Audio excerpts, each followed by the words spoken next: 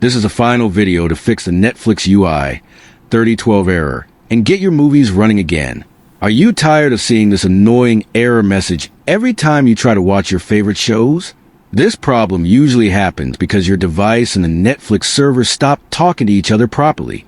Most solutions you find on YouTube or social media are way too confusing, long, or hard for anyone to follow. Here at Rexist, we make things simple for you. There are 4 proven methods to fix this error, and I guarantee that at least one of them will work for you, even if your connection seems completely broken. You should pause this video right now to try these methods one by one, or take screenshots of the instructions.